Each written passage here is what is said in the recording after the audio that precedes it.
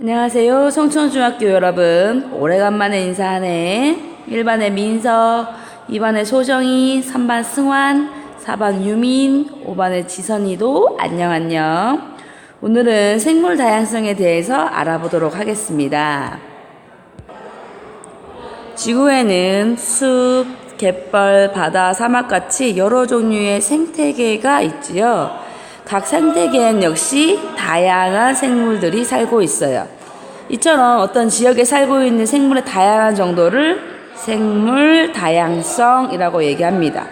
그래서 생물의 종류가 많으면 많을수록 다양성이 크다라고, 높다라고 얘기할 수 있습니다. 그래서 우리의 우포늪과 같이 이런 자연 습지에는 다른 생태계보다 훨씬 많은 종류의 생물이 살아가기 때문에 생물의 다양성이 굉장히 높다라고 얘기할 수 있어요. 그리고 빛이나 물, 온도, 토양 등 이런 환경에 따라서 그 안에 살고 있는 생물의 종류나 이제 다양성이 달라지게 되는 것이겠죠. 이 그림에 보면 초원, 열대우린, 극지방 사는 애들이 다 그려져 있죠. 이렇게 다양한 생물들이 살고 있습니다. 생물의 다양성에서 변이라고 하는 게 중요한데요. 변이라고 하는 것은 동일한 사람들 얼굴에서도 얼굴이나 키 같은 게 다른 것처럼 바지락 같은 것도 껍데기의 무늬가 조금씩 다릅니다. 얼룩말도, 코스모스도. 자, 이렇게 같은 종류의 생물 사이에서도 생김새나 특성의 차이가 있는데 이런 거를 변이라고 얘기합니다. 그래서 여러분의 짝꿍과 여러분의 얼굴 똑같이 인간의 종류임에도 불구하고 다르죠. 그래서 나와 내 짝꿍의 얼굴을 구별할 수 있겠죠. 이런 게 변이에 해당하는 것입니다. 같은 종류의 생물들이라도 서로 다른 환경에서 살아갈 때 각각의 환경에 적합한 생물이 살아남을 수 있으며 자손에게 자신의 가진 특성을 전달하게 되고 이게 오랜 시간 반복되게 되면 같은 종류의 생물이라고 하더라도 생김새의 특성에 큰 차이가 생기게 되죠. 이런 게 바로 변이와 환경에 따라서 생물 다양성을 높이는 방법이 되는 것입니다. 그러면 이렇게 많은 생물들을 분류할 필요성이 있겠죠? 도인 영상을 함께 볼게요. SF 소설을 읽고 싶은데 어디로 가지? 저기 소설꾼으로 가자. 소설이 분야별로 구분되어 있네? 이 소설 재밌겠다. 서점에서 책을 종류별로 진열하는 까닭은 무엇일까? 자, 엄청나게 많은 책을 이렇게 종류별로 분류해야 되는 까닭은 우리가 훨씬 더 찾기 쉬워서겠죠.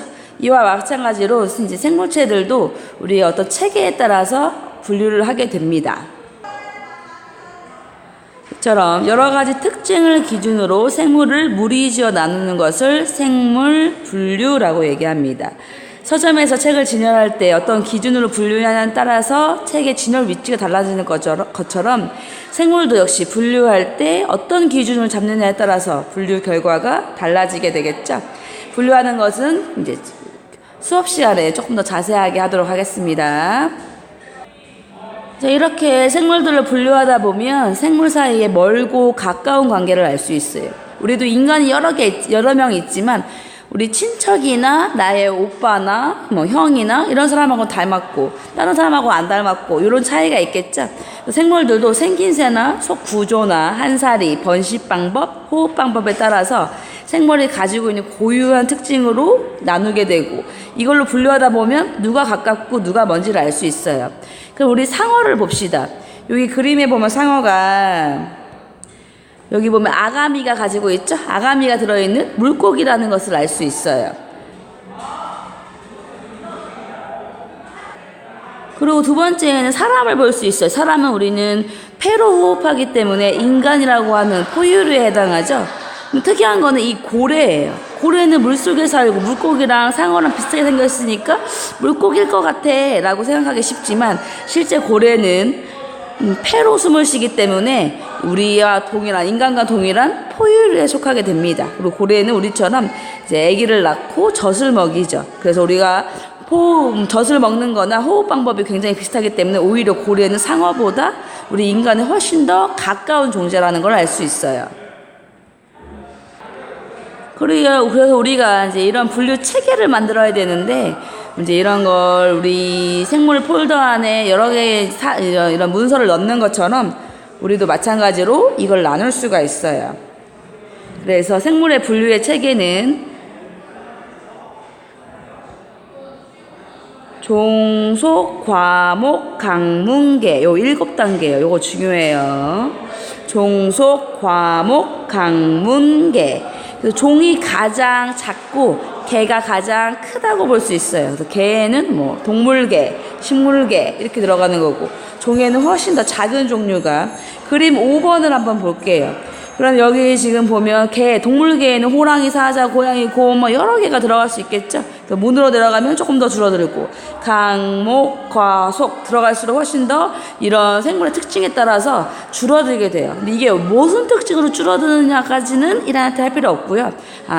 개가 제일 크고 종속에서 종까지 갈수록 제일 작구나, 요 2가지 정도만 구분할 수 있으면 됩니다. 그래서 이제 미안해요, 종이 쳤네요. 생물의 분류에서 가장 큰 개부터 볼게요. 개는 총 5가지로 볼 수 있어요. 그래서 처음에 식물개, 고사리, 무궁화 이런 걸 들 수 있고요. 균개, 효모, 푸른 곰팡이처럼 이제 세균 종류를 얘기하는 거고, 동물개, 뱀, 나비, 파리 이런 것들 얘기하는 거고, 원생 생물개, 미역, 아메바, 집신벌레, 그리고 원핵 생물개, 그러면 이제 대장균, 젖산균 이런 것들을 얘기하는 거죠. 그래서 이제 크게 원핵 생물계, 원생 생물계, 식물계, 균계, 동물계 이렇게 순서대로 간다고 생각하시면 되고요. 요 위로 갈수록 조금 더 진화했다고 생각하시면 돼요. 그래서 여기에는 이 2가지의 가장 차이점은 핵이 있으면 원생 생물, 없으면 원핵 생물. 그래서 핵이 여기는 없고 여기는 있고, 이 2가지로 구분이 됩니다.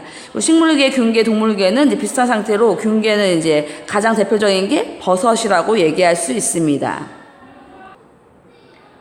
그리고 대표적인 예로 식물계를 한번 보도록 할게요. 식물계는 대부분 녹색을 띠고 있죠.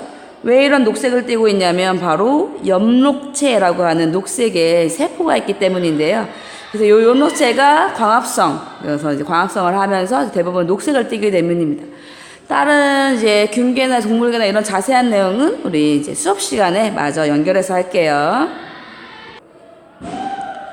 그럼 슬비나, 왜 이렇게 생물들이 많이 중요한 걸까? 그냥 우리끼리 살면 안 되고 왜 이렇게 다 같이 공존하며 살아야 될까? 이게 좀 중요한 문제겠죠? 자, 생물 다양성이 필요한 이유는 바로 먹이사슬 이런 것 때문이에요.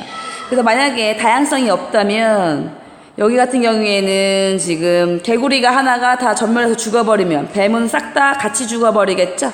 하지만 이렇게 생물 다양성이 여러 종류가 있으면 하나가 없어지더라도 다른 걸 잡아먹으면서 살 수 있겠죠.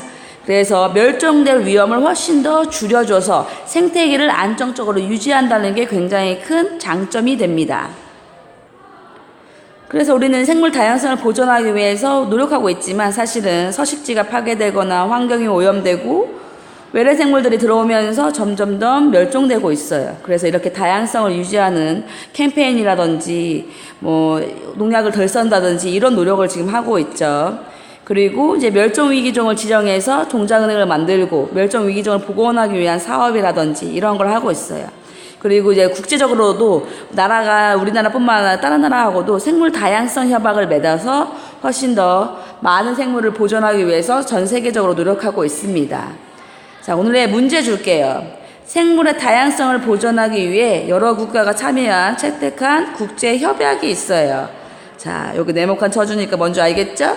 그거를 우리 사반의 민석이가 소희한테 와서 과학실에서 얘기해주면 초코파이를 따로 하나 줄게요. 나머지 친구들은 우리 댓글에다가 답을 꼭 써주세요. 안녕.